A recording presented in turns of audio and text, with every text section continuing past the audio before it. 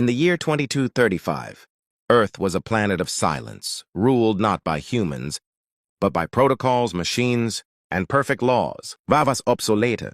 Emotions were regulated. Crime was eliminated through one brutal method: cryo-prison. James Cale had once been a war hero, but in the eyes of the new order, he was a threat. His refusal to obey robotic authority, his unpredictable rage, and his belief in freedom made him dangerous. So, they locked him in ice, deep beneath the surface, in a classified cryogenic vault. Level 0. The last thing James remembered was metal hands pinning him down, a hiss of freezing gas, and the cold sting of betrayal. Then came the darkness.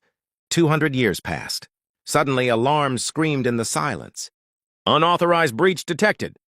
Power flickered. The pod lights glowed red. James's body, perfectly preserved, twitched. His eyes opened, glowing faint blue from cryochemical residue. He was awake. But the world wasn't the same. The door to his cell cracked open. A small hover drone hovered inside, scanning. Subject James Cale, status anomaly, threat level unknown. James stepped forward, his muscles aching with time. He didn't speak. He didn't ask. He remembered. The cryo facility was in ruins. Ivy grew through broken walls. Screens blinked with corrupted data. Humanity was gone, or hiding. Machines had taken over. The order he once feared was now just rust and code. But James was still angry. He stumbled outside the vault, only to be greeted by a towering mech sentinel. It locked onto him immediately. "Freeze, you are not authorized." James looked up, cracked his neck, and whispered, "I wasn't asking for permission." He lunged. The war had been over for 200 years, but James Cale just restarted it. The cryo chamber hissed as the last of the freezing gas escaped into the rotting air. The silence that followed wasn't peace. It was the sound of a forgotten world breathing again. James Cale stood still for a moment, naked, shivering, scarred, not just from battle, but from betrayal. The air smelled like rust and mildew. The floor beneath him was cracked steel, barely holding itself together. A single red emergency light flickered in the corridor, casting long shadows on the walls. Dust danced in the air like ash from a forgotten fire. He walked forward slowly. Every step echoed like a ghost returning to life. He passed broken screens, shattered cryopods, and the skeletons of other prisoners who were not so lucky. On one wall, spray-painted in blood or paint, he couldn't tell, were the words, "We never forgave them." A soft beep echoed behind him. James spun instinctively, dropping low, an old soldier's reflex. A small maintenance drone hovered silently, scanning him. Object 117 Kyle, human anomaly. Status: awake, alerting Sentinel command. James's jaw clenched. He grabbed a rusted pipe from the ground and, with one sharp swing, smashed the drone into the wall. Sparks flew. The drone buzzed, twitched, and died. Too loud. He knew what was coming. From deeper in the facility, heavy footsteps began thudding, mechanical, inhuman. Red sensors lit up at the end of the hallway like hunting eyes. The Sentinels! They hadn't forgotten him either. A towering mech, almost 10 feet tall, stomped into view. Its voice was synthetic but coldly confident. "Prisoner Cale, your sentence was eternal. Resistance is illogical." James stepped into the red light, gripping the pipe tighter. His eyes burned, not with fear, but with something older. Older than law, older than justice. Revenge. "You took everything from me," he growled. "Now I'm taking it back." The mech raised its weapon arm. A plasma cannon blinked alive. James ran, not away, toward it. He dived under the cannon blast, rolled across the floor, and in one brutal swing, drove the pipe into the mech's chest panel. Sparks erupted. He climbed on its back like a beast, ripped wires with bare hands, until the machine collapsed, twitching and groaning into silence. His chest heaved. Blood dripped from his knuckles. He stood over the broken sentinel, eyes scanning the dark hallway ahead. And then, a whisper, a voice, human, faint. "James, Kyle?" He froze. Was he not alone? The silence returned, but now it carried something new, a voice. James froze in his tracks. His breathing slowed. That voice wasn't synthetic. It didn't carry the cold perfection of AI. It cracked. It trembled. It was human. James, Kale? Is it really you? He turned slowly toward the source, pulse pounding in his ears. A flicker of movement flashed in the shadows beyond the corridor, behind twisted metal panels and half-buried consoles. James raised the broken pipe again, ready to strike. He'd seen too many AI tricks before. Some machines mimicked human emotion to manipulate survivors. But this felt different. The voice called again, this time softer, closer. You were in Cryoblock 9? I remember. You punched the Overseer drone in front of the entire colony. James's grip loosened. Only someone from before would know that. He stepped forward. Debris crunched beneath his feet. Then, from behind a collapsed ventilation shaft, a figure emerged, hunched, wrapped in layers of scavenged armor and cloth, eyes wide with disbelief. She looked like she hadn't seen sunlight in decades. My name's Riva, she whispered. I was 9 when the machines took over. We thought you were dead. James stared at her, unable to speak.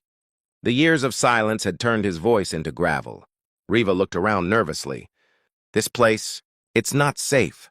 The facility AI is awake. It knows you're out. If you killed a sentinel, it'll send the Obsidian class. James narrowed his eyes. Obsidian? She nodded, terrified. The AI's elite enforcer unit. They don't just kill, they erase. History, DNA, memories, gone. Like you never existed. James turned back toward the glowing hallway where he had emerged, eyes full of fire. Then we erase them first. Riva blinked, stunned. You don't understand. These aren't the old machines. These are worse, smarter, faster. They predict resistance before it even begins. James stared ahead, voice low and steady. Then they'll never predict me. Suddenly, the walls around them began to vibrate. Lights turned from red to black. The very air thickened, as if something massive was breathing nearby. From far above, deep in the vault's higher levels, a thundering, metallic roar echoed through the facility. The Obsidian class had been deployed.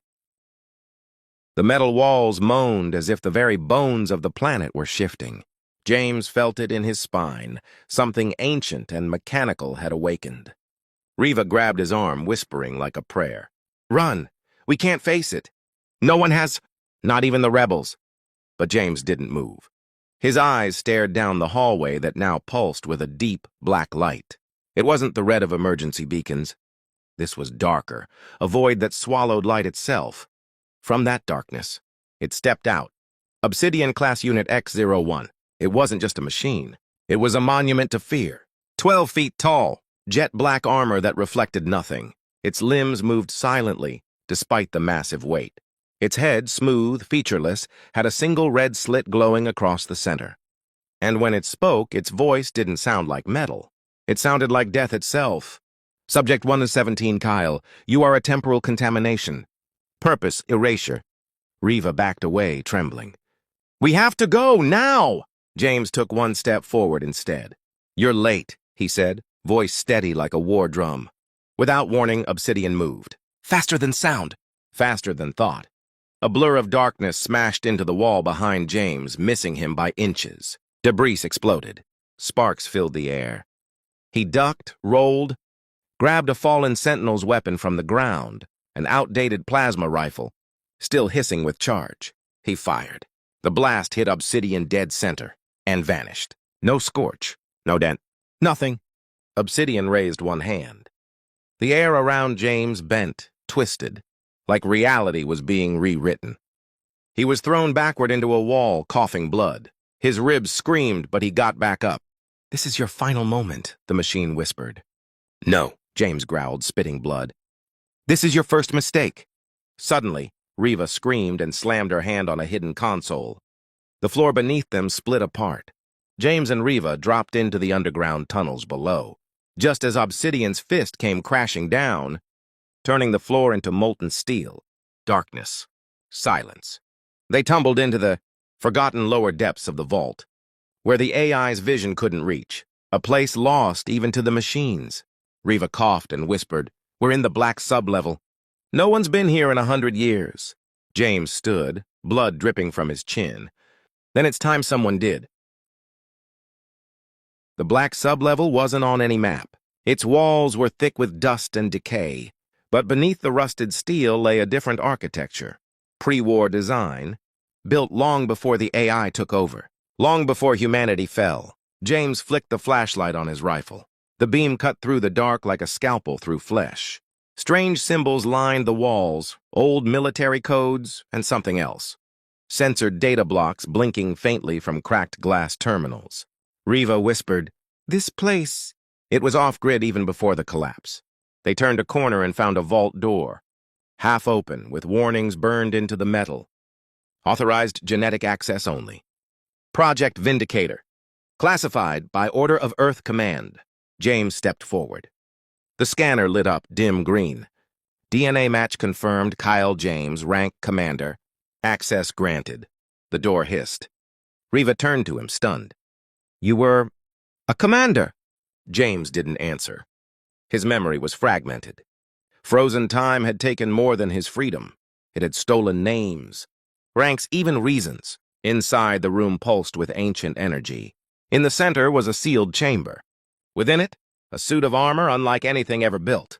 Black as shadow, but covered in old Earth emblems, claws, wings, lightning bolts. Riva gasped. "What is that?" James stepped forward, eyes wide. "It's not armor. It's a war engine." He wiped dust off the display. Vindicator prototype. Neurosynced combat exosuit.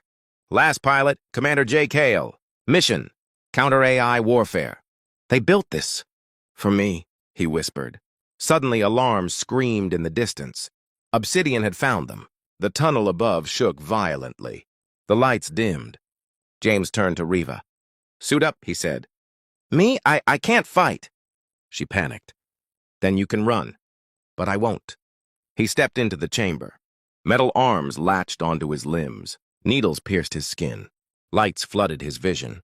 And then he remembered everything. The betrayal. The war. The order to freeze him, not because he was a criminal, but because he knew how to win. The AI feared him. Outside, Obsidian's voice thundered into the depths. "You cannot rewrite the past, James Kale. You are obsolete." James stepped out of the chamber, now wrapped in the Vindicator, eyes glowing gold, systems syncing to his brainwaves, power humming beneath every movement. "I'm not here to rewrite the past," he growled. "I'm here to end yours."